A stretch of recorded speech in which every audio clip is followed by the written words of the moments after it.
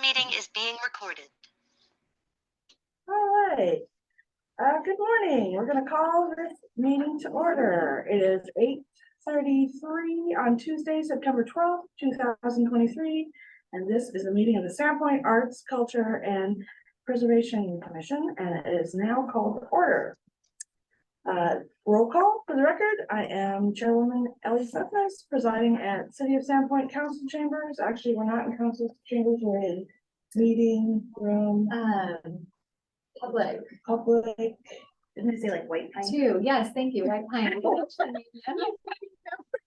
White Pine. The White Pine Conference Room. At 1123 Lake Street in Sandpoint, Idaho. The commission members that are present are Keely Gray, Caitlin Shook, Rick Decker, Karen Wiedemeyer, myself, and Hannah Combs on Zoom. And absent is Barry Burgess, Mike Lithgow, and Woody Sherwood. We will now proceed to the approval of the minutes from the commission's last meeting. I will entertain a motion to approve the minutes from August 8th, 2023 meeting. A motion to approve. Rick has a motion. In seconds. All in favor? Aye. Any opposed? Motion passes. All right. Thank you very much. Moving on. Let's head into the financial report. Heather has the latest numbers from the Sandpoint Urban Renewal Board. Yes, we just had our meeting this morning, and the downtown general fund has $1,485,447.77. And in the northern, there's $4,466.259. The downtown loan balance is $957,764. And Kimmy, I'll get these to you. I wanted to go above and beyond for you all, and I read more of where we are with Sarah this morning. But out of that, the art fund for downtown is $165,542.55. Northern is $91,336.35, and that's of September 7th. And then, of course, we have our advanced date Silver Box project of $14,840.22, with the remaining balance for this last cycle of the Silver Box of $5,159.78, which is being applied to what we're currently involved in. Very good. So those first numbers were the actual entire Zerma. Just a little extra moment for you all. Million. Oh. Yeah. Yeah. Let's get creative. Is there any questions on that? So then we'll move on to old business. Item 5A is the Sandpoint Community Grants, and Heather has an update on that. Perfect. So as a reminder, we had the Idaho Commerce Gym Grant, where we had matching funds to help the Canada with their roof to get it replaced. And we just closed out with the Canada, which was really exciting. Caitlin, thank you for your support and help with that. And we also appreciate the shout out that you did for the Arts, Culture, and Historic Preservation Commission in the city. That was very, very nice. So I'm working internally on closing that out on our end. And that just feels really, really good to be able to do that.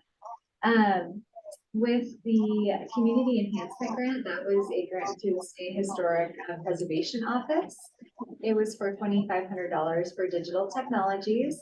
Unfortunately, we didn't receive that grant. It was just highly competitive. And I had a really great conversation, though, about what we can do in the future to be able to pivot and be more competitive for that one.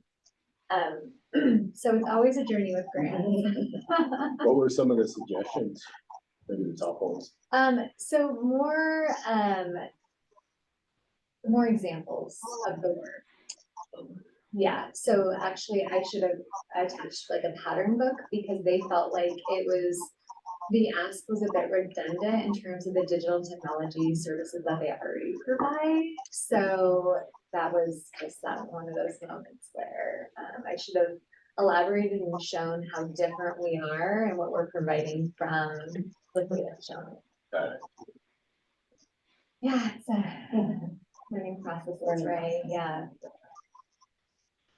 So that's where we are with grants. And then, of course, with the NEA art, not really an update. We're just working on, working with our sub grants on closeouts. So those tend to take just a little extra time with gathering the last bit of financials, narratives. So great. Yes. Was there any other questions on that? All right, then we'll move on to 5B, which is our update for the Silver Bond Program. Perfect.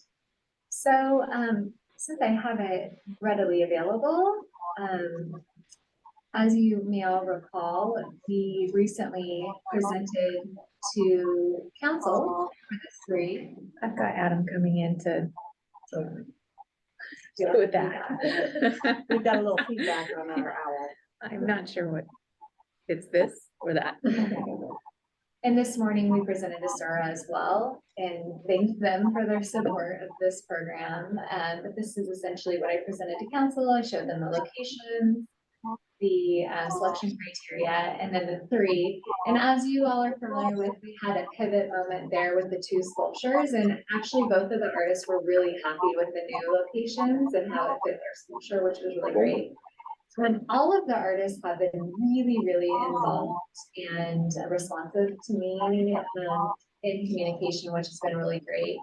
Annalie Harris, I believe, will be installing tomorrow. So that's, as a reminder, Columbia Bank benefit. I'll be working with Dave Gonzo soon, and his will be by Department Urban Market. And then Ursula, I pinged her. She'll either be shipping the sculpture or driving it up on a road trip. And they have until the 21st on or before to have those installed according to their contract. One of the things that I want, since we have a pretty short agenda, I'd like to discuss with you all would be, do we want to kind of do like a ribbon cutting moment with this program and kind of separate, sorry. Press release. Yeah. So what happened, the press picked up on the council packet, the story, and so they were hot on it. So the reader ran one, which was really great. Diana, thanks for helping. And then we also had the Daily Bee is working on a story as well. And usually what they do is they look at the council packet and the presentation in there, and then they go to council, and then they work on the story from there. It was really great. Anna, thank you. That was. It was one through her computer and Or through. Anna Lee Harris, Yeah. she was, she's from Bonner's Ferry, and she was like, well, will the Herald pick it up? And I said, you know, I don't, it's kind of an organic process with the press, and it goes through, you know, our press here at the city. So I encouraged her to do like an individual piece and contact me directly. Do I need to mute anything on my end? Mute I'm your off. speaker. We just muted Hannah because it was feeding back through hers. Okay. I think we're good. Okay, that's right. So I'm, you know, obviously focused on getting the artists together, collected. So what we'll do, I'll work on kind of that ribbon cutting ceremony and gathering the artists together. If Ursula is here, that would make great sense to, you know, we all rally together and do a little parade, scissor moment. And then we need to think about these plaques. So there was discussion previous. In the past, we've just done like a vinyl sticker that had the artist, the name of the sculpture, how much it was. And by the way, Ursula did decide to sell hers, so it's $7,500. Okay. But you guys, we had great conversation the last time about maybe expanding like artist bio what are your thoughts? There's not a lot of room, so is it like the QR code moment? I think QR code would be brilliant. Yeah. Okay. The artist, but, I mentioned that maybe we should advertise that this is a rotating, like just Talk about the silver program. box program itself. Okay. On the plaque. Yeah. Cause I didn't know anything about this. I mean, is there a way that we could get some kind of permanent something on the silver box that doesn't necessarily talk about each individual artist, but is just like, this is a part of the Sandpoint Arts and Historic Preservation Commission Silver Box Program? That's a big mouthful, but you know, basically something to that effect of, On each of the boxes? yeah, so that it's not something that rotates, it's just like, this is letting people know what it is. So one plaque with the description of the program, one plaque with the particular piece that's on there at the time. Yeah, because I think the vinyl sticker idea is brilliant because since it does rotate. But I agree with Caitlin that it would be really cool for people to see the silver boxes and be like, oh, this is something that the city does. This is really cool. And for artists to see like, oh, maybe I should submit my. That too. Right, that way if there's a QR code to the information when, you know, calls are going out or, you know, when it's anticipated. Yeah, that's a great idea. Okay, so we're talking about an individual, are we thinking Centra or, I'm just trying to think, so we have, should I pull up a box? Maybe that would be helpful. So I'm gonna go ahead and share the screen again, and I'm gonna go back to our ClearGov page that we have developed, because this would be the handle that we would be linking to. And I'll need some technical advice. Can you like create a QR code to anything? Yeah, Okay, it's just a website link okay, that's that your brilliant. camera can pick I up on. can help. Yay. So this is essentially what we would do. We have our public art programs, and then we have our Art on One Silver Box. So if there were a QR code, we could link to this page, and we can take this content, which is great, and just put it on a plaque. The problem is like, here's your box, right? So the plaque, the label sits perfectly on top. So would you put like a panel on top of a panel in terms of the 8x10 talking about the program, or how would we fix that? That's where I'm thinking the QR code might be right on the artist label that talks about the program. But it's not organic for people to use QR codes, maybe. I don't know, I think people are used to it now.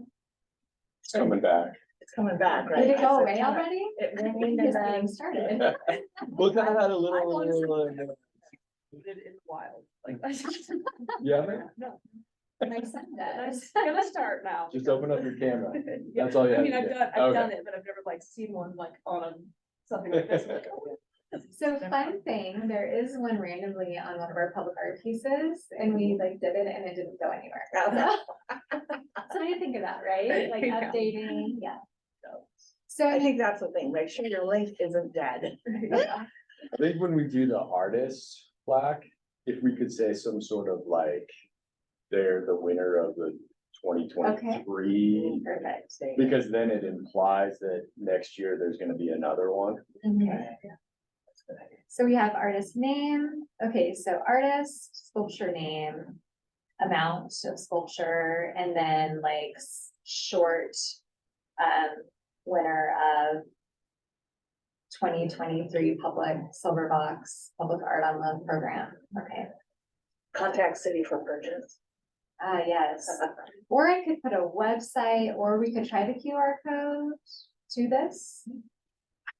And what's cool is this page has everything that we do on it. And this is literally, it's this link right here.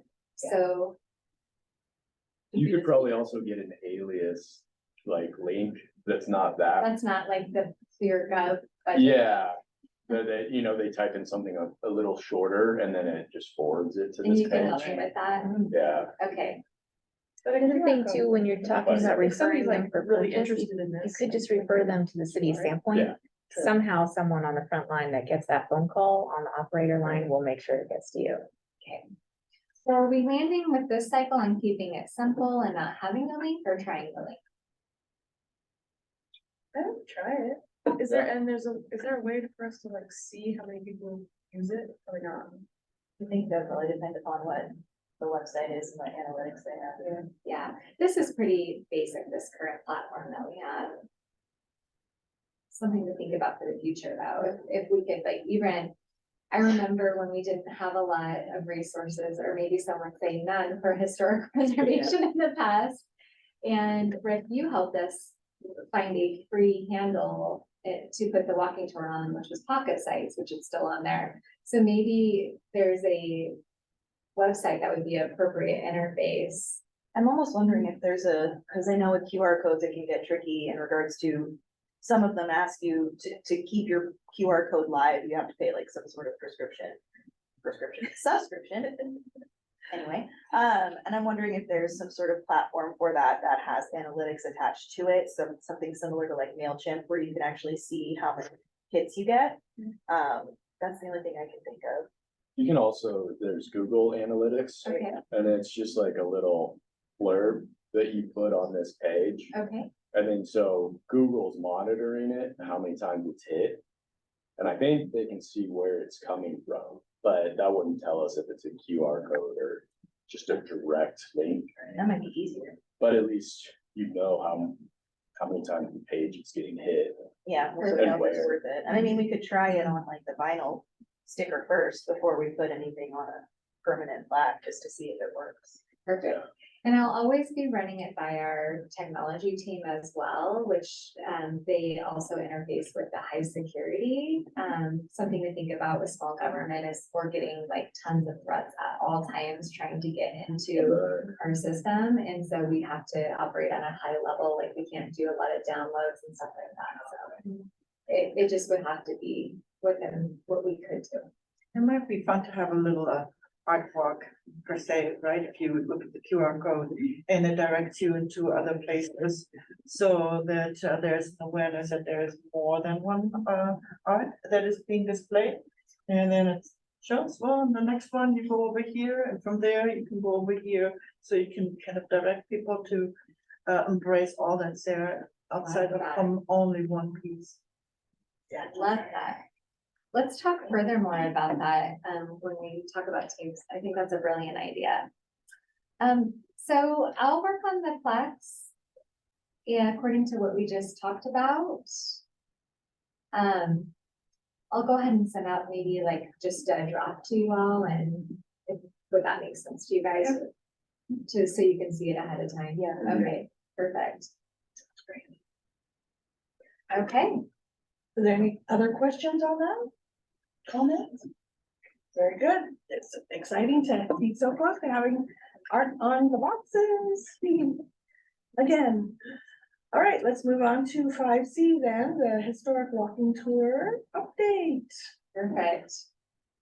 I just want to mention, like, it's so great having everything in one place. So now I'm gonna always use this so you guys can kind of see like where because it's all of our planning, in one. So, gosh, the walking tours have been so successful. I think we've had the most participation in this last one, which I believe was about 24 people, right? Wow. That one was a big one. Isn't that exciting? Yeah.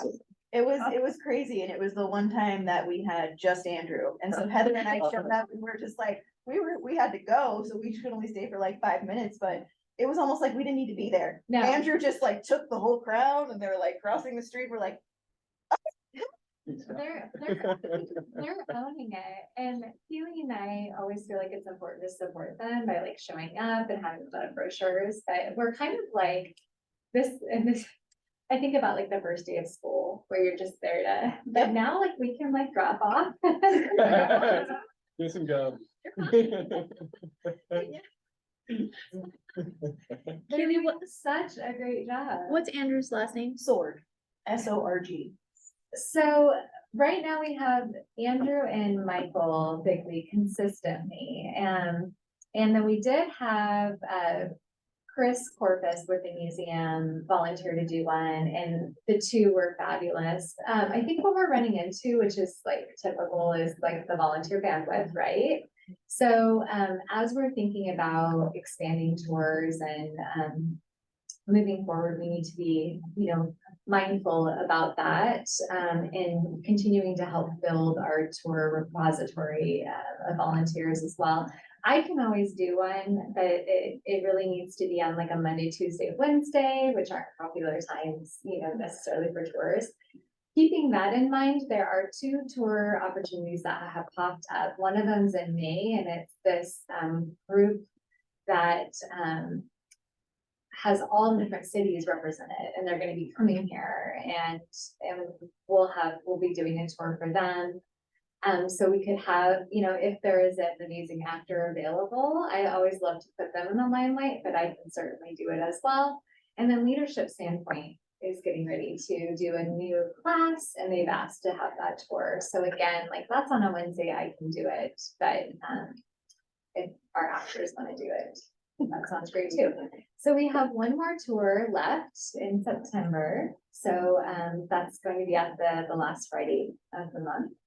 And Keely, you're working on gathering. Yes, and I'll have to, because both Michael and Andrew are involved in Murder on the Orient Express, which is opening this weekend, by the way.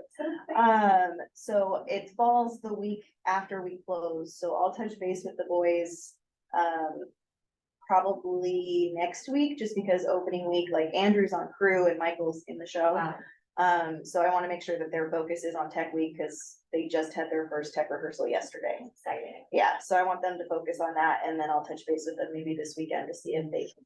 Perfect. What about our amazing fiery redhead? Is she, because she is campaigning, it's a great opportunity. She will be just getting back from her son's funeral, so she will be probably taking that week off. Okay.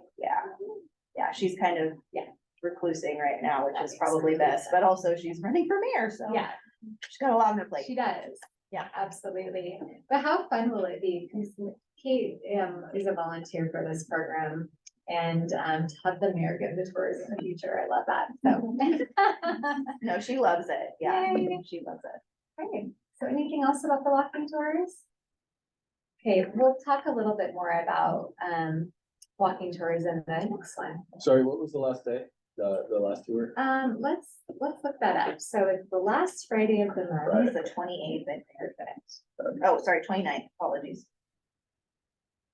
Yeah, so it's really helpful when you guys can put that out there on all of your networks and through your organizations, if it makes sense. And then we do our PR internally as well. It's helpful when the Facebook post from the city comes up about the walking tours. And then I'll just share it. Yeah. Okay, It's easy. fabulous. Sounds good. All right. Moving on then, 5D, the Parks and Recreation booklet and cover. Okay, What do we have going here? I'm not gonna put Cami on the spot, but it is amazing. But with every artist, you don't want to show the in progress. At least this one doesn't. But she promises that there will be a big reveal for you all when it's complete. So that's really exciting. And then we're gonna have a nice artist bio and talking about Cami, her art, and the history of the cover with Parks and Rec on the interior of the book, which I think would be really fun. So just as a reminder, this Parks and Recreation booklet is a physical copy. It's supported by the Daily Bee, so it's no cost to the city, and it goes out to every school. It's in the hands of every child, and it's circulated to over 2,000 people. Sounds about right. Yeah.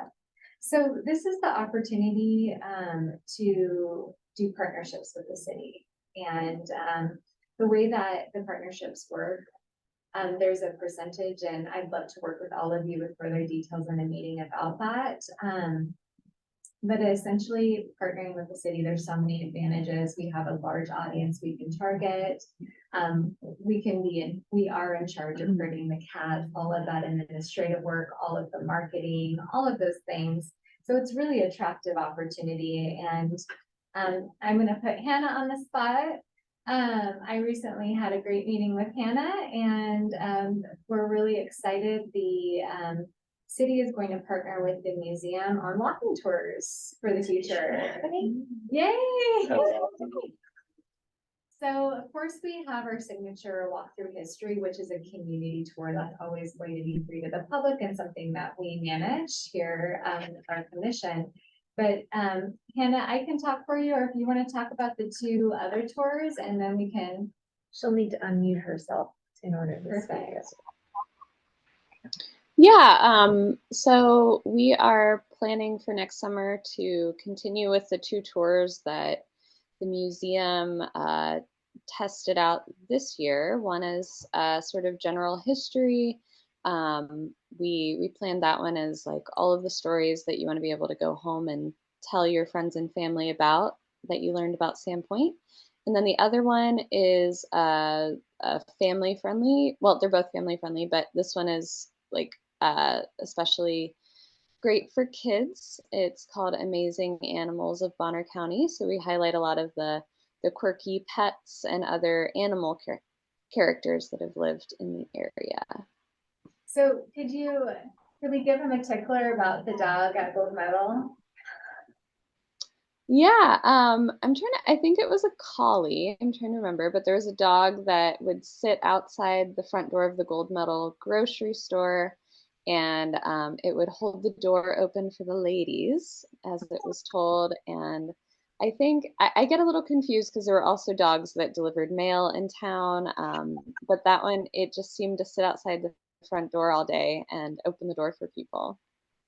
So thank you, Hannah. Just as a reminder, that's the building right next to the Farman building that's doing a rehabilitation. And so we've talked about encouraging them to do like an animatronic dog for placemaking, right? That opens the door.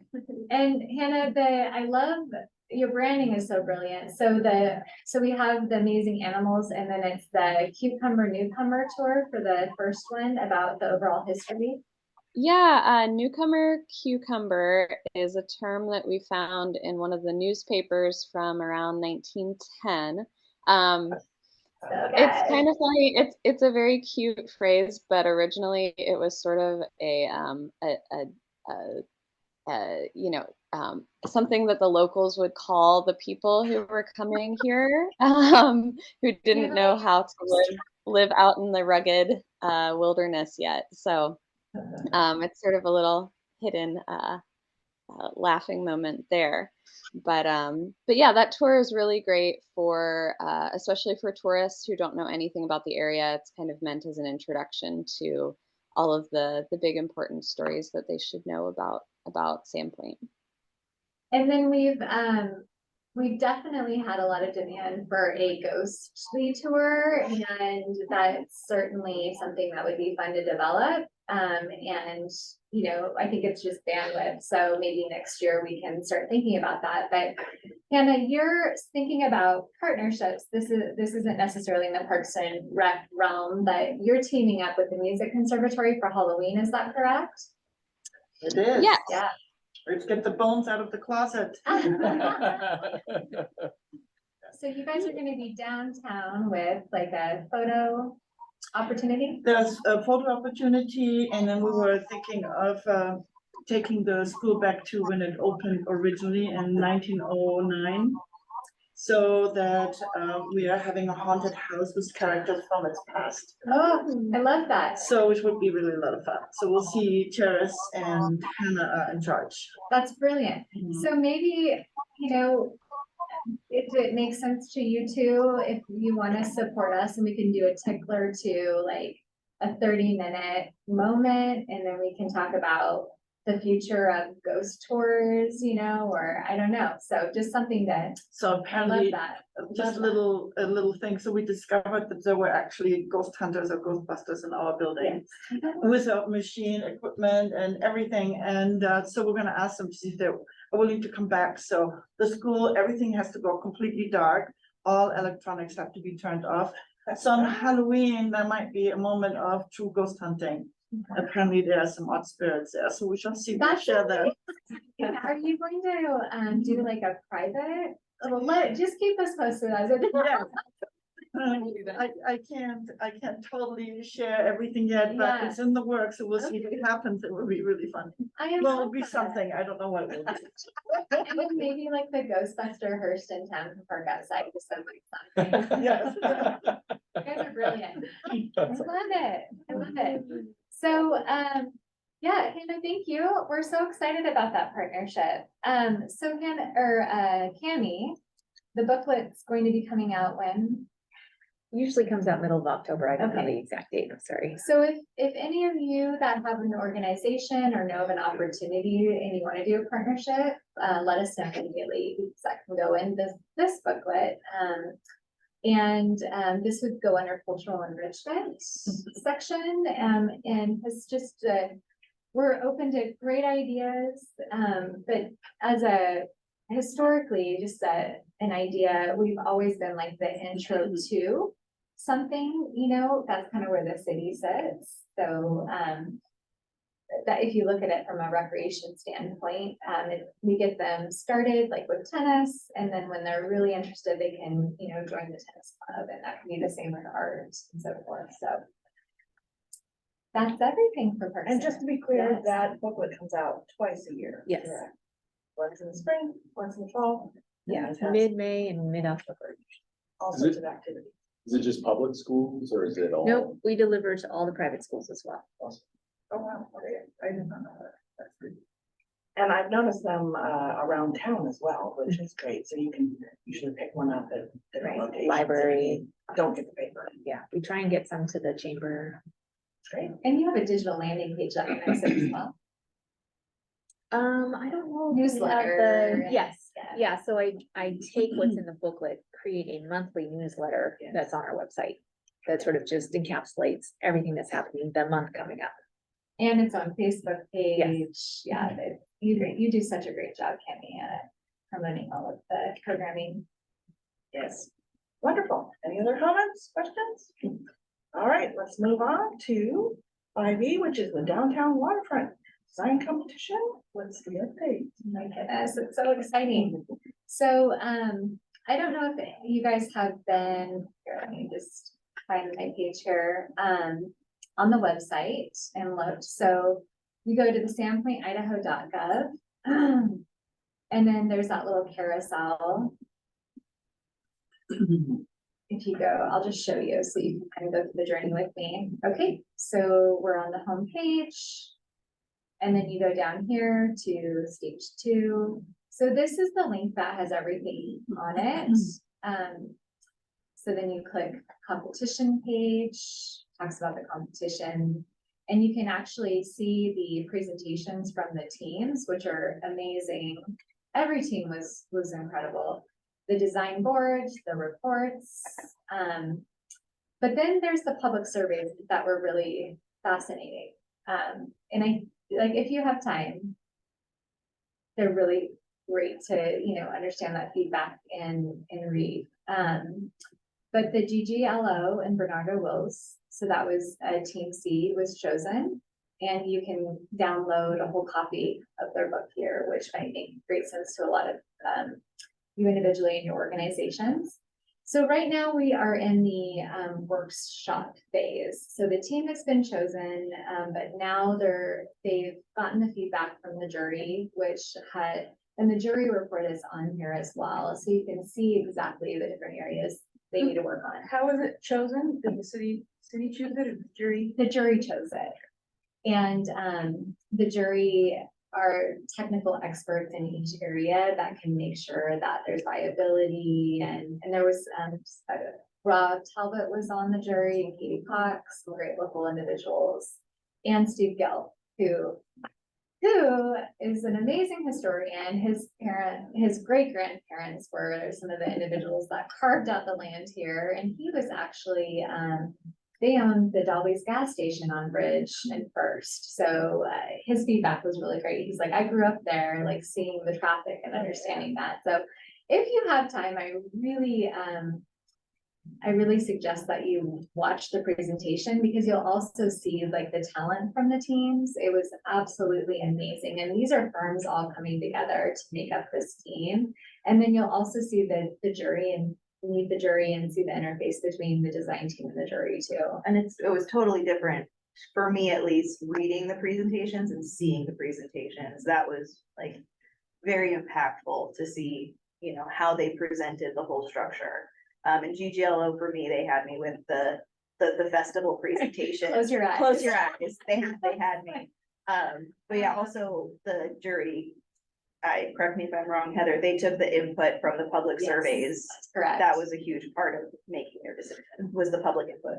Absolutely, yep. So the jury's decision exactly was integrated with the public input, feedback from the technical advisory team. We had multiple reports from the staff here on, you know, viability and how it interfaces with the plans and the goals and all of the planning and so forth. So it was a really large comprehensive process in terms of the decision making. So in terms of the workshop, I've worked with the team already as a technical advisor. And literally meetings from 1 o'clock to 5, just going through all the different areas. And so they're essentially going to come back addressing some of the changes that need to be made. And in terms of our area, the things that I discussed and I'm looking out for would be the design guidelines for downtown, making sure that the historic character is represented, a local historic district that has specific ordinance change for preservation. And then the idea of an arts and culture center, whether it's a building that they're suggesting or a placeholder for that concept for down the road. So that would be like a cultural interpretive center for our indigenous tribes that were here, potentially maybe the museum, emerging artists, national artists that live here. Like, you know, it would be the anchor to help support the arts and culture vision that we all have. And then the other aspect, there were a lot of cultural ties, and it was really important to the jury and to the community and to us to make sure that this is the vision for the Kalispel tribe, who is our main contact right now, for that cultural arm. And I worked with Mike closely on the plan, and he shared that with his team and the elders. And the feedback from the tribe was that green light on the plan. They really appreciate the inclusion of the tribe and the sensitivity, and they're looking forward to being a part of it from more of an advisory capacity when we start getting into more of the nuts and bolts of the plan. But they're really excited about it. Great.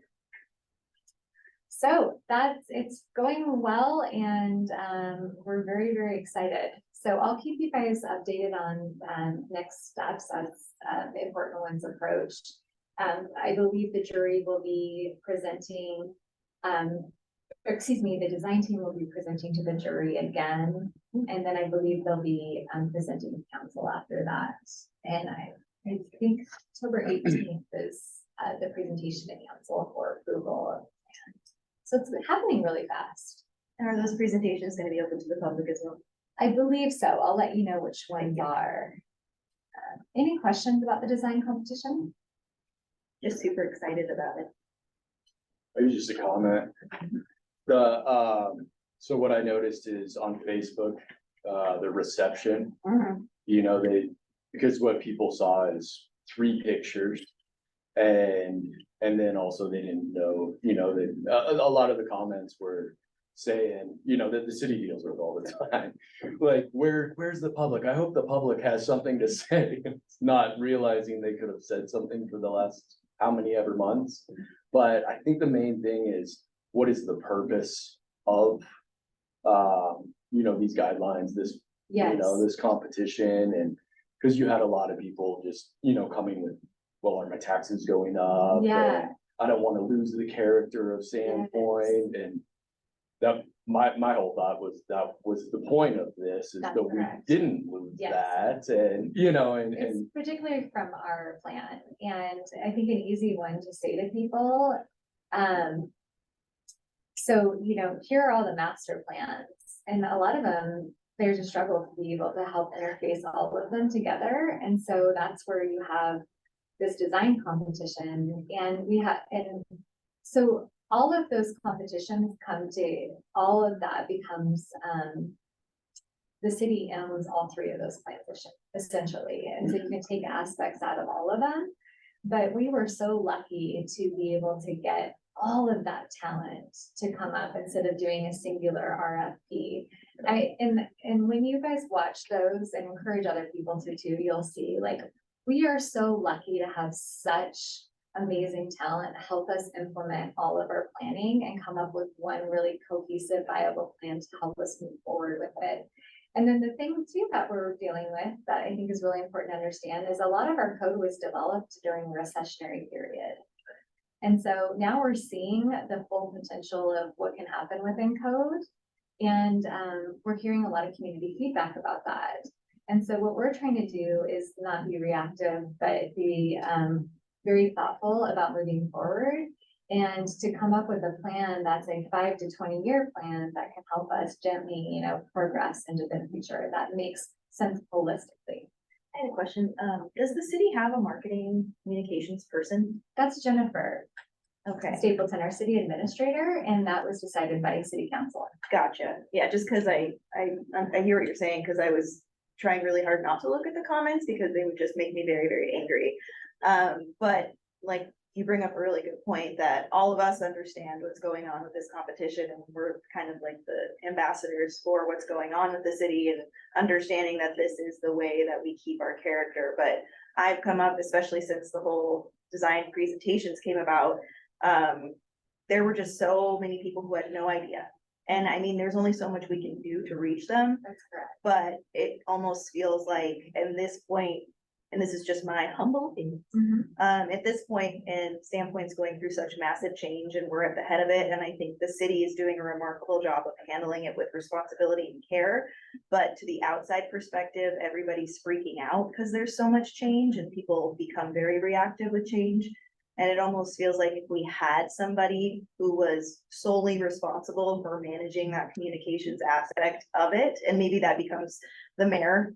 Traditionally, that is the position of the mayor. They're more of that communications phase of the city. Yeah, So, because yeah. that, I think the city, like citizens just need a really big hug and a reassurance. I'm quoting you, by the way. They just need a really big hug and to understand that this is to do all of the things that they are We're asking for. listening, like, we We're- appreciate No, you. it's just, the Yeah. city's answering the call, and it's just been frustrating for me to see, especially being a part of this Yeah. commission, like to see that people they just don't realize it. They're just. Yeah, social media within the world, I think, is really challenging, but I think within a city, it's even more challenging Yeah. too. And so we did have, everything was available, the boards and all of the books were available at the library. They were available here at the city. You guys were pumping out that survey, man. Right, we had the survey out there as much as we could within like all of the social media networks with all of like the press. Then Jennifer and the mayor were downtown in Jeff Jones Square on the weekends. But the cool thing is there were 500 people that showed up, and they spent the time talking to people individually, which was really neat. And then we had the public comment, like it was open, so you could actually meet the teams, see the jury, see. The disappointing thing, and I'm still wrapping my mind around it, and I don't have an opinion, but I was there and you guys were amazing. Like many of you were there too. There were like 4 people there, like in council watching. Yep. So, I think that we're dealing with a larger thing with communications in today's world, and I think all of us are trying to figure that out. Well, and I think we have, like, if you actually come on here, you can get a great understanding, Right, but society has such a low, short attention span. yes. That we need, like, the mission statement of what this is, Bite-sized chunks. the elevator Gotcha, pitch, or even taking council presentations and splicing it up into 1-minute sound Yeah. bites, Well, and Like putting a that TikTok out there. video. It's- That's where people are at, that's their It's- attention yes. span. Without saying it, that's what I'm saying. I will say though, one thing that proved a little bit more impactful for me is a lot of people don't understand that this competition will go forward to change code. So that is something that I have had to like share with people, like, do you understand what city code is now? And that the things that you were upset about are currently a part of code, and this competition will change that. That one statement makes people go, really? And that was a very impactful, like, short sentence that made people go, oh, Yeah. really? And then tell me more, because that's what an elevator pitch is, right? Right.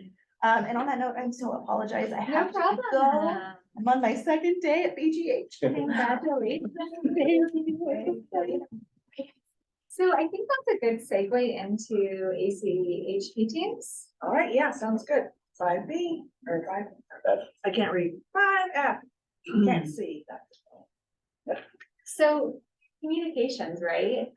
So we have our, sorry guys, we're gonna get there. A little too many things open. I'm gonna go back to that. I don't wanna make you all sick through going through my slideshow here. I'm gonna go back to that link of our ClearGov page. So I think there's a lot of things.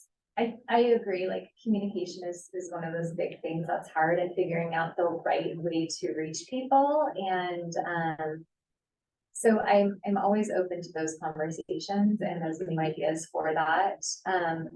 Right now, though, we do have that opportunity with this page, and it does need some workshopping, and I appreciate all of your feedback about it.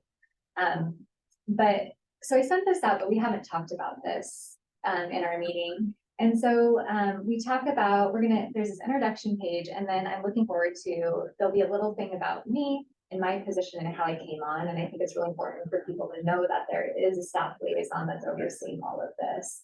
And then I want to do a really great bio on each one of you. So I'll probably reach out, and I stopped quite a few of you online, and that was really exciting. Some of you are very hidden. And then I got really obsessed with some of Caitlin's new work, and like crying watching your Joni Mitchell like cover. Well, that's when it texted me. I'm like, what? Random. Why did you The rabbit hole was awesome. Because it also like you are so incredible. Like I want to talk about you and like how lucky we are to have you at the city. And everyone's seeing that, and I'm hearing that too. So arts.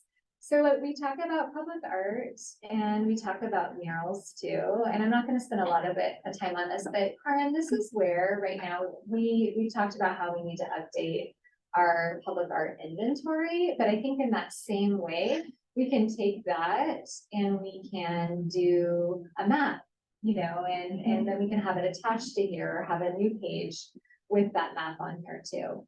I think we are at that time where we're transitioning into a new season and so forth, so we can start getting our teams activated. So I'm going to reach out to all of you on the team. We need to start meeting with our arts team, the implementation team, and starting to complete some of these things that we've talked about.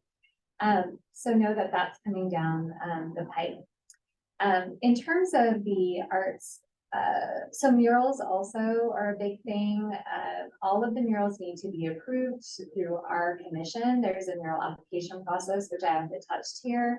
It's also under planning and zoning under the city's page. But again, like those murals just happen.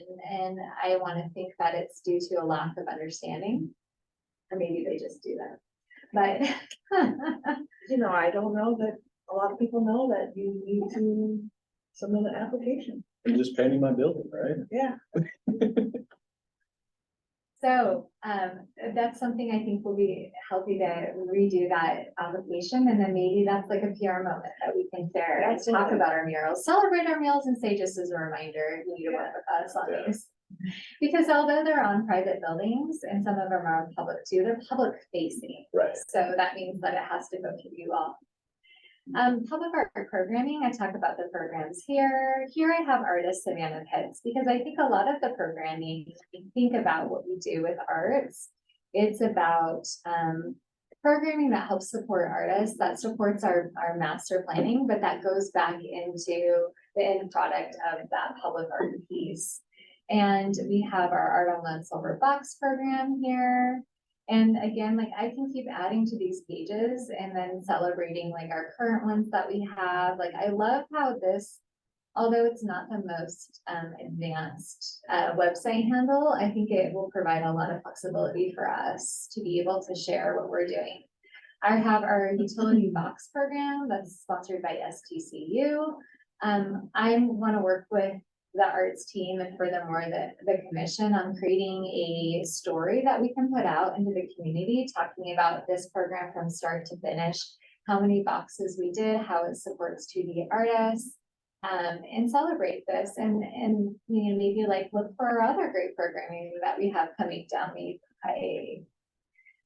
Galaxy Alley Urban Art Program. This is an amazing program with that we do through POAC, and it goes into the schools, and it's a way to help mitigate some of the random artistry that goes on campus. So the other things that we have going on, I have that project scope developed for the monster boxes. I contacted STCU. I'm just waiting to find funding solidified for that. It's going to be about $2,000 per box. We have 2 boxes available. And then the other category that I've activated, I'm really excited to share with you all. I want your opinion, but I'm kind of branding it community-driven art programming. And that's where the community gets together. They become the artists, whether it's kids, artists, just random community members. And they can, for instance, paint a snowplow face, that's what we call it.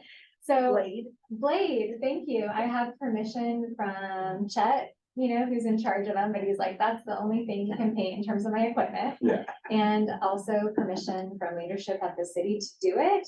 I contacted the new owners of the Paint Bucket, who they're now selling Millers, and they are looking forward to supporting us with paint and painting supplies. So we have approval, we have product.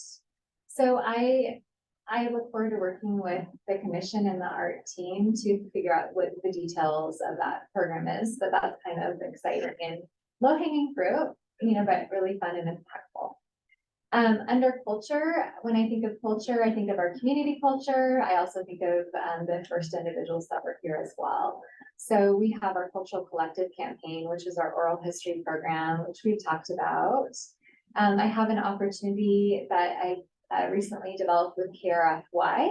So I'm getting the date down, but I believe it was the first Monday at 8 o'clock. We have an hour-long program spot for our group where we can talk about what we're doing, but particularly I like the idea of focusing on the cultural collective campaign and letting people know that we are not only hearing what they're saying about preserving our cultural history, but that we're also like actively collecting it and we're hearing you. You know, that's a really important thing. We want your stories. So I'm looking forward to, you know, forming that up. And any of you who are interested in being on the radio with me, I'd love to have you. So I'll ping you about that. We have our walking tours, which we've talked about. We have interpretive signage. I like to think of it as like historic storytelling. There's so many examples of this, which I'll broaden, like the Sand Creek walk and in any signs that you guys have seen that have been done. I think it would be great to put it in our inventory. But the vinyl wraps, I think are a huge one. I have cities from all over that call me and want to know how we did it because it's a great example of sharing our history in a really unique way. Actually, that signage there and down at Sand Creek behind the Canada, I see people reading those signs every time I'm downtown, which is a lot these days. So yeah, it's really great. Good job on that. And then we have our Sandpoint walking tour brochure, which is an amazing product. that was done by the Historic Preservation Commission historically, but we are the stewards of it now, and I have it in a PDF version here, which I think is really great. Oh, great. We could also link it probably to different ways, like, I always look to you guys for expertise, on that. Then I separate out historic preservation, because that's a whole different, as what you would call elephant to digest, which is really important and wonderful. So we talk about what we currently have, which is our National Historic Registry District, and our individually registered properties.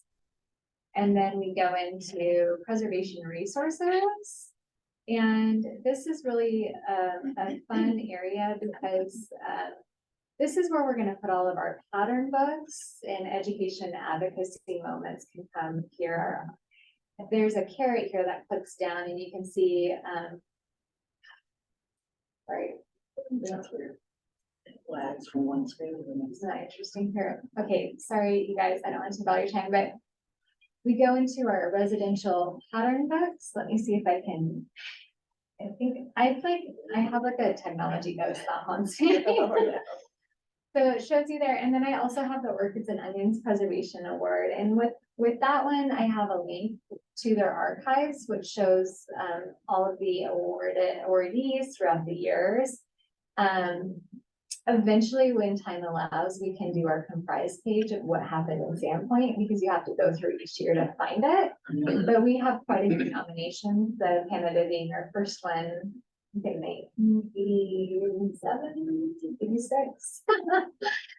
That really, we already know what our goals are with historic preservation, but I also want to make sure that all of our amazing organizations and individuals that are doing projects feel like they can come to us for support on how to navigate preservation, and be a hotline to the State Historic Preservation Office too.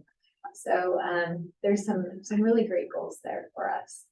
And then funding, I think that's really important. So we have like the biggie, which was $150,000 from the NEA, which is fun because we can talk about who was awarded.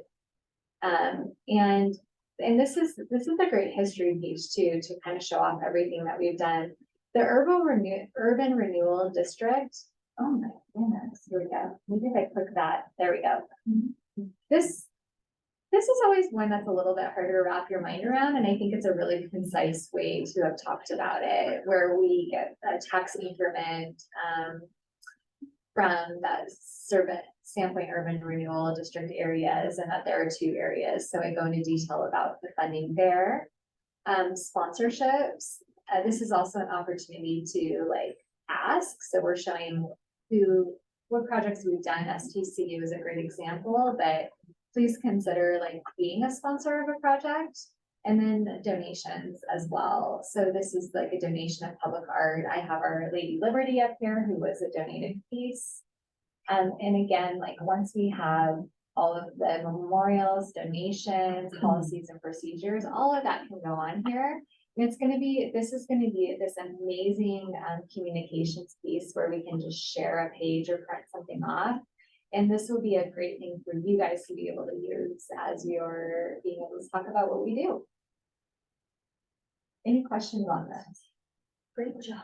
Thank you. Just one thing with the orchids and onions, I love that because I've gone to those links, and then I want to find what's local. Yeah. And so having direct links to that before and after pictures. Oh, I like that idea. Obviously with orchids, it's, feel good and everything, but with the onions, really putting a spotlight on that, because where I come from is that we want to educate, and we want the developers or whoever's rehabbing a place to want to do this. Yeah. Because developers will find ways around code. There's plenty of incentive when you get a multi-million-dollar loan and you're responsible for that. You're gonna find ways to make it work. And so if the developer can do that, yet actually care, and they've been educated, that's gonna help with keeping the character and not tear down, and look what happened to this onion and, we're not gonna shame them, but, There's a reality moment. there though. is, like, If okay, you're I not take that protecting- down, I Right. still live in this town. Yeah, And, they're gonna put me on the website. They're gonna highlight that I'm an onion, right? So, yeah, no, that's a really good point. And, you guys are like, you're amazing, like, segues. You're just setting it all up. So, one of the things that the historic preservation team has been doing, we talked about this in our last meeting, was creating recommendations for planning and zoning for the code repair for ADUs. So that question was like, how can the commission help support ACHP, commission support P and Z on defining compatibility? And the commission came back and they're like, I think you should really think about defining compatibility, not in terms of the primary structure, but in terms of our residential community character, our vernacular. So then, they looked through the surveys and they've identified that the bungalow is the most prevalent style. And it's also the foundation to all building styles, and came up with 6 key characteristics, which has been named the 6-pack. So I'm kind of like your boxer in the ring a little bit, but I'm not feisty, I'm polite. But you guys activate me, right? And I come up and I'm in the meetings and I'm sharing what you guys are saying.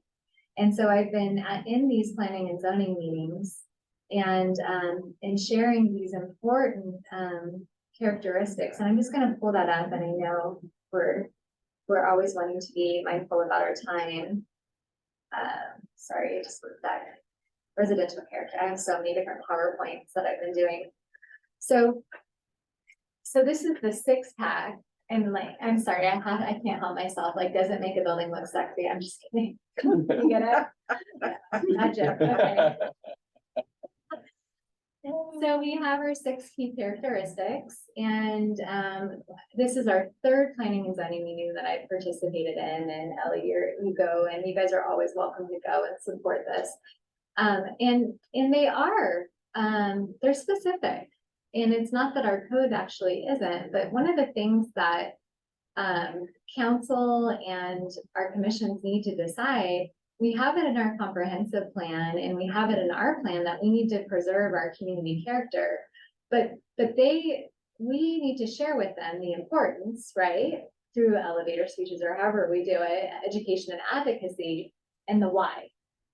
And then they need to make this decision and ultimately about how far are they going to go there, right? Because really that's code enforcement. So that's kind of, and those are hard decisions. These are not decisions people can make overnight, because you have people that are about preservation, and then you have people that want to be able to be expressive and to do what they want with their private property or their public property.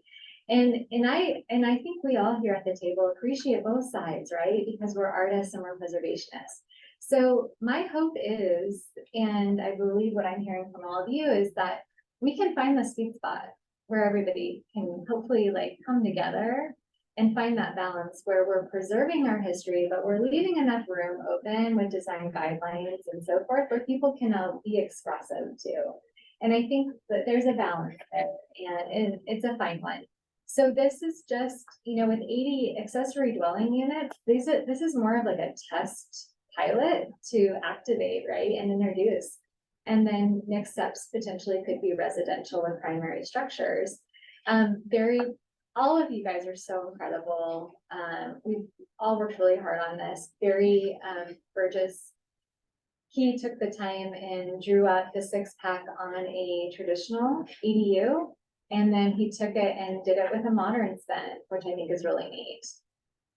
And then I worked with the commission and we came up with this, and this is a 600 square foot ADU, which is brilliant. And this could potentially go into a pre-approved library plan, which would be free to the public. That's awesome. So the more incentives, Yeah. and free things and suggestions we can do, and that's what we really need to do on our part.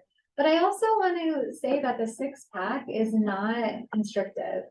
This is an example of a 1970s build. It's called a clear story style. So that's where sustainability really came into place, where you're adding more light and thinking about heating your structure, right? And not using so much electricity. And this is a gable still, it's a modified gable, and again, it goes back to our history. So we're always going back to history, to the why we're making these decisions. And then, so this is a good example of something that could complement something like this. But full transparency, there's a lot, like the six pack doesn't celebrate shed roofs and it doesn't celebrate full clad buildings, which is a huge trend going on. But we also need to realize that trends are driven by the market, which is advertising and promoting something according to the socio and economic situation that you're dealing with. Material prices are really expensive. Building like labor is hugely expensive. We're paying contractors like doctors' salaries to build houses. So that's why you are using things like doing a single roof instead of a gable takes less time, it's less material, it's less labor, and so but what we need to understand is, when people are talking about save our community character with residential or with our commercial buildings, we need to help them translate what that is and tie it back to our master plan, and then share what we believe our community character is according to the surveys that have been done to our actual physical buildings. So and these are all of the goals out of our master plan that talk to this too. So this gives us the vehicle, because our master plan is it's a community survey document. So the community has spoken and the master plan was created for that. So none of this is subjective. None of this is I feel. This is, going back to history and supporting the goals that we have for master planning. But, something to think about is this is new territory. We are like pioneering, like we're driving, the car through, and we've always had amazing historians who are doing really great work. But it's going to be a really interesting journey for us, because you're going to hear all sorts of wonderful opinions. So that's a lot of information at you guys. Is that one an ADU? That varies. This No, this is just one that I was trying to. No, sorry, the next one.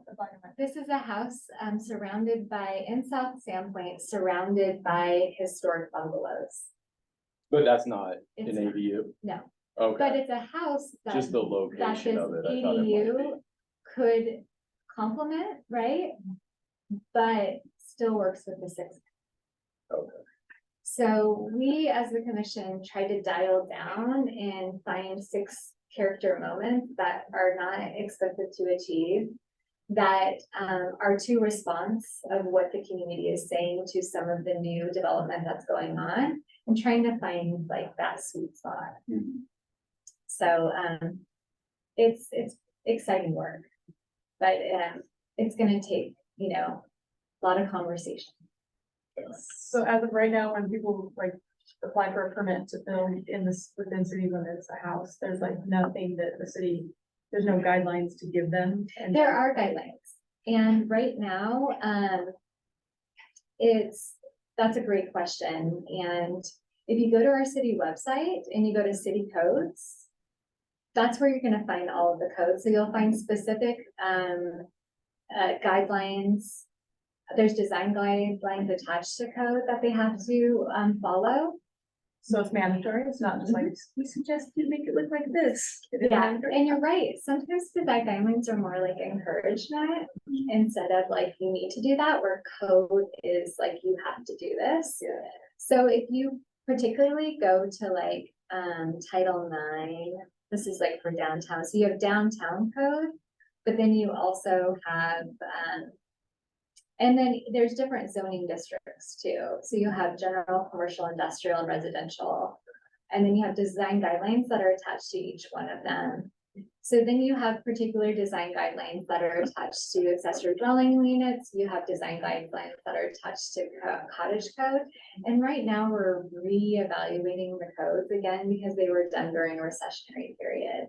And people are seeing like full opportunity of that, and we're getting a lot of community pushback and concern. And so that's where we're kind of looking at code again. We're using this design competition is amazing because they're looking at how to celebrate our past, but also how to have a building that is recognizable with what's going on for today. And so again, that's that balance. So that's kind of where we are, you know, with all of that. But yes, right now we're following our previous code. And so if someone went to, you know, build and go through the process, we would, you know, acknowledge it. And so you're dealing with structures like on foyer and So once they Cedar. start building, there's nothing the city can do. It's No. like way up. they're doing everything that, yeah, they're following our current code. I heard it related to a driver's license test one time, that, if I pass the test, it doesn't matter, you have to give me my driver's license, even if you don't think I'm gonna be a good driver. And so it was related to code where, okay, I'm gonna hit all these. Even though, you know, you guys don't like what it looks like after, I'm hitting all your points with code. Yeah, So it's an interesting way to look at it yes, it is. from a developer's point of view. You know, so that code can get written and be like, all right, well, we need to add these extra questions on the test. Yes, exactly. And it's really important to make sure that your code is clear and not subjective, because then it makes it harder for developers also to be able to move forward. And so, yeah, I mean, again, like the sweet spot, right, where people can be expressive, but things can make sense and people are feeling like they're not losing their character. The other thing is when you introduce really stark, vast trends in neighborhoods that we don't have a historic district within neighborhoods. But that neighborhoods that have historic buildings, you're encouraging at times, not rehabilitating those little bungalows and going up higher and going out and, you know, so there's ways to help support rehabilitation and of those cute little historic bungalows, you know, and you know, kind of complementary, you know, support. One little, may I Yes, add please. something? So Venice, California, I used to live there, went through gentrification.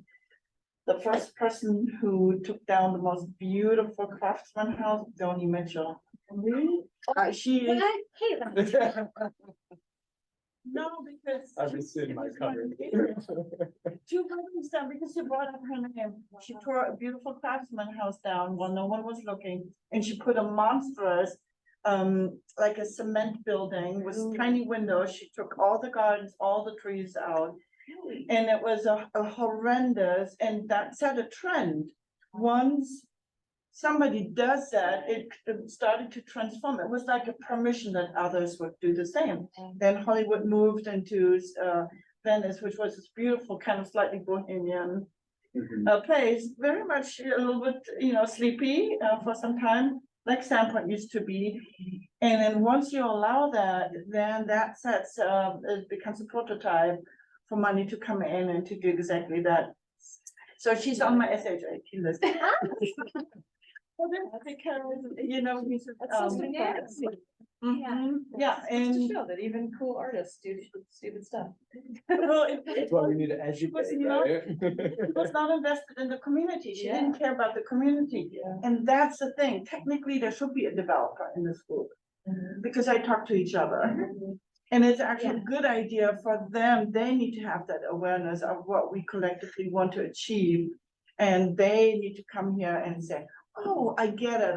Let me talk to my friends over here or my friends over Yeah. there, so that this doesn't happen what we observed. It was truly tragedies. Yeah, so- When was that year? Hmm? What year? I would say it was 1988, 1990 is when that house came down, and you know, it was a impenetrable kind of block of a square concrete thing. And it took the light, you know, away from all the buildings next to it. And so that's So- the hard thing. It's like, so there's some people that think that that's horrid because it has no character, right? But then other people think that's really sexy and cool. So it's such, beautiful in the right location. it's such a subjective, Yeah. and How do you make a subjective code thing, that right? makes everybody happy? So Yeah, hard. it's so hard. Tell me, I mean, I lose sleep over it. I drive home like, you know, like tears running down because it's like I want people to be able to be expressive, but we don't want to lose our character because you can, it's Right. hard to ever get that back, right? And so it's winning hearts and minds and delivering that why and getting those bungalow and all of those residential books, pattern books in the hands of realtors and developers. Yeah.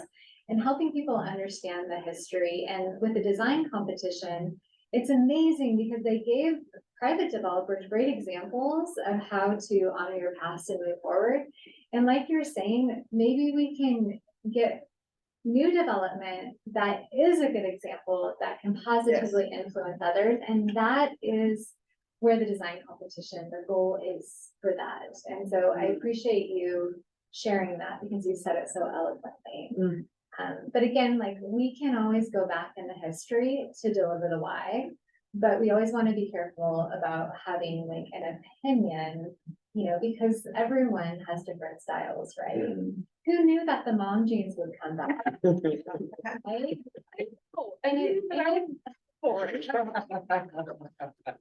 That's a great example of a trend. So, We're ready. and who knew that about Joni Mitchell? I mean, I know, I'm so brokenhearted over that. That's. I'll give you the address, you can Google it and you can see what I mean. It really is, it was really a tragedy for that little sleepy, beautiful area, which was alongside the canals, right, on Terre Place, with the canal. It was like a valued historic area. The canals used to go there, Rialto Canal, Altair Canal. And then to take those beautiful cottage down and to put this, just shows that people are not thinking about others, or they really only think, oh, I want all the space, I don't want a Right. tree, I'll take everything out. So what happens when we allow trends to come in without any checks and balances? Right. So Venice Beach is an Yes. example of that, and I love that. I'm glad you shared that, and I think the more that we can share those examples of what happens when you're not, you know, protecting the character through codification. Well, gentrification is very tempting, you know, because gentrification means there's a lot of money attached to it. And, you know, there are economic biases affiliated, but it also can be completely devastating. Because people come, they ravage what they can get, and then they leave and move on to the next prey, so to say. And then you can have a town that completely will have lost everything. And Venice, California is the epitome of that example. It lost its character completely. And it's kind of a shame, because yes, we have seen it, and one wants to kind of understand what all that money can be in a positive, but also desperately negative way. And to exactly steer that a little bit more. And I think promoting what we have, you know, why this commission is together, and then actually getting it out there, highlighting our character and what Sandpoint does have. You know, maybe Joni Mitchell would have, you know, seen a bunch of TikTok videos on the architecture there and decided that wasn't the right spot for that particular build. Are you going to be like our non-official? TikTok page that is not affiliated. No, I keep putting it out there. Somebody. Well, that's when somebody looks at the Sandpoint as purely from an investment point of view, that's dangerous, and that's what's happening. So it's a great investment. It looks really great on my portfolio, but that's the care.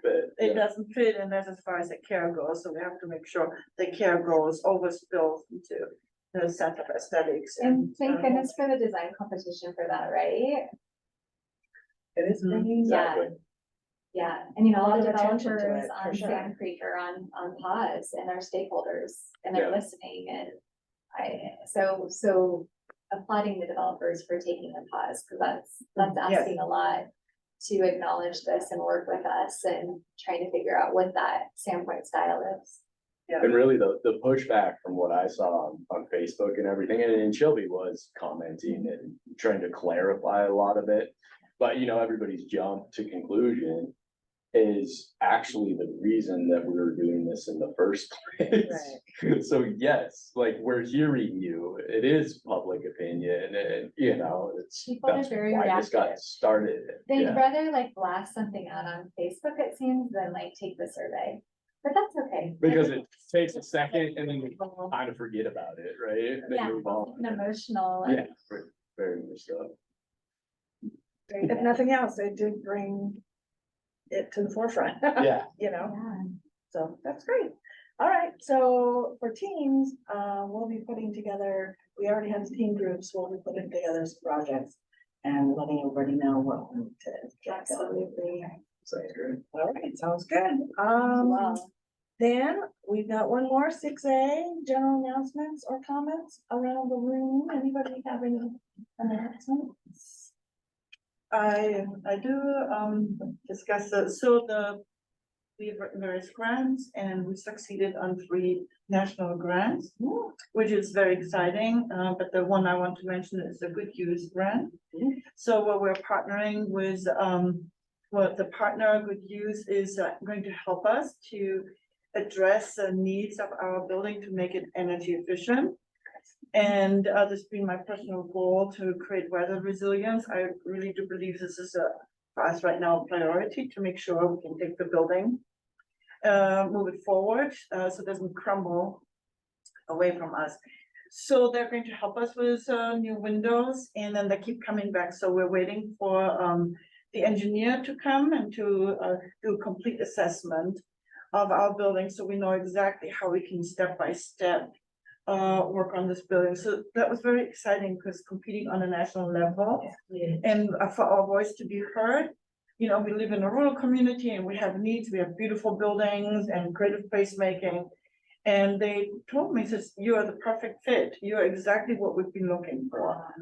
So, and as a signal, it says, okay, they're coming to Sandpoint and they're looking at Sandpoint. Without doubt, they're going to walk around and to say, oh, this is was the best kept secret, and it should be no longer when we're looking at creating, weather resilience in our historic buildings, and how do we make sure we truly preserve them. So that is exciting for us. So we're working with Good Use renters and see what comes out of it. So I'll keep you updated because we're hoping to engage them on a larger scale on a long-term basis and have these conversations of what we are collectively trying to achieve at some point. It would be neat if there's any other renovations going on, like in Canada or any, while they're here, Yes. to like, thank you, like, congratulations. And it's Thank you. amazing, That's you're yeah. pioneering that world here for preservation and energy efficiency. It's huge. So we have to realize the threat that's possibly upon us. So we had to kind of detour, what we were going to do with the building and had to renegotiate priorities to make sure, that we had to find the funds for a new roof, and we went with a new technology, which turned out to be a really, really good choice. But now the next thing is that we need to address the windows, and we've done hydraulic flooring, electronic. So little by little, we don't have the means as a nonprofit to just throw a lot of $1 million on it, but we have to kind of chew the elephant bite by bite. It's a chocolate elephant, so that's okay. So, so that's it. So, but anyway, so the Good Use Grant right now, I'd love to continue to report and to see there's a gateway for them to take a look at everything that we need to do in Sandpoint. Good Use Grant? Mhm. Very cool. Thank you for sharing that. Anyone else with any comments or questions or? I just love what we're doing. I love that, that the cities went through the booklet and everything, it's getting easier to work with. And I think, we need to keep that and, really promote that that the city's willing to work with people. I did see a video. It was an example of this guy. He was there was a historic house, but he was putting something else on that lot. He wanted to preserve the house and move it to one of his other lots.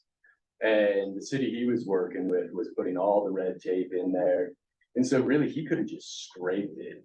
But, yeah, and the cost was crazy to move it through the permits of the city and all of that. So he got creative and he got a parade permit. And so then he took the house, everybody came out, took the house down, everybody's cheering and everything. And you see the city officials being like, wait, I know what you're doing. He moves it over there, the house is up, they still have the historic preservation parade to this day That is so in the city. So it was so much that he wanted to keep it so much, and the city would have wanted that too. Yeah. That we need to be careful about restricting things so much that we don't get in our own way. Yeah. So just being Yes. open Really and important. working with people and everything, but oh man, I saw that video. That's so and I was brilliant. like, see, developers are, they're smart, they have motivations that we don't, you know, that council doesn't and code doesn't, so. You know, if we can work with them and keep them on the right side, then I think we're gonna keep moving forward. That is so cool. Yeah, it's hilarious. All right, well, it's 10, so I say we're adjourned. Motion to adjourn, yeah. Thank you. Thank you guys. Thanks, everybody. Yeah, I thank you. appreciate